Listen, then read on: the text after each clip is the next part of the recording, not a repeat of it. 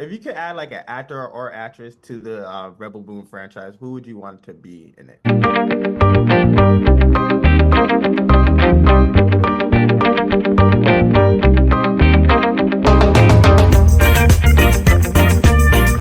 Hey Hey Zach, how you Wayne, doing? How you doing today? I'm doing great. How you doing? Pretty good. Let's get to it. In Rebel Moon 2, there's a character that might reveal a dark secret from their past. What are your thoughts on redemption, and can anyone truly be redeemed? And what qualities do you think make a character worthy of a redemption in your eyes? Yeah, no, I feel like Korra's character. I think they're all like on some sort of redemptive path, but Korra for sure.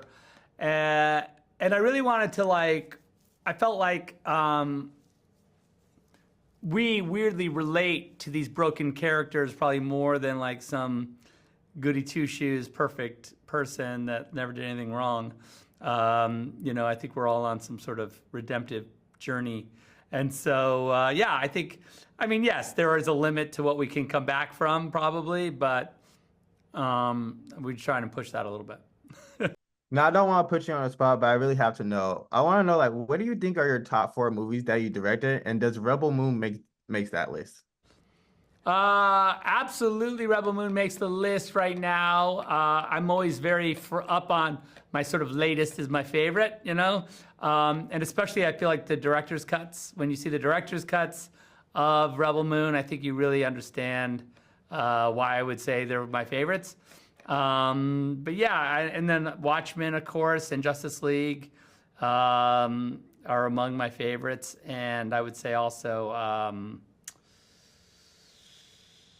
Let's see what else. Oh, the Ultimate BVS and Man of Steel. That's Previously in your works like the 300, Watchmen, and Justice League, and now Rebel Moon, you demonstrate like a knack for creating visually striking and immersive worlds. How do you visually approach world building in your projects?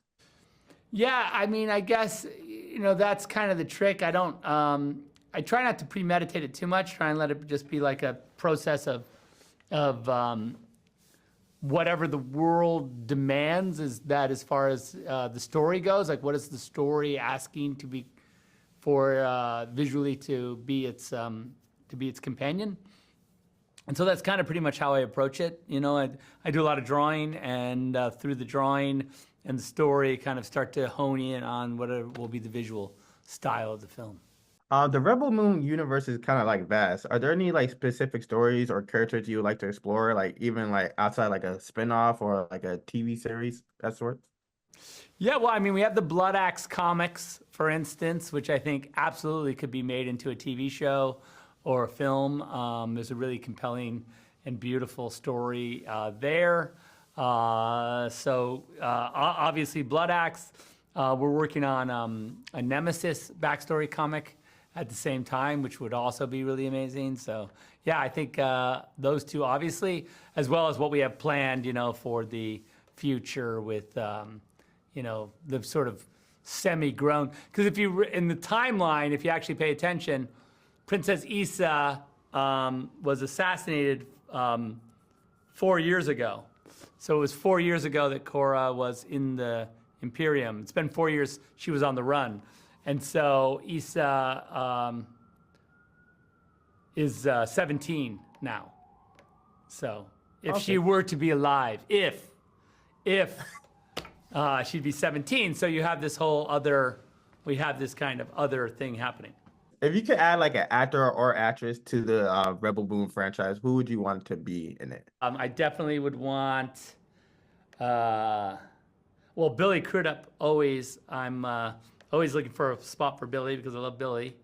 And actress,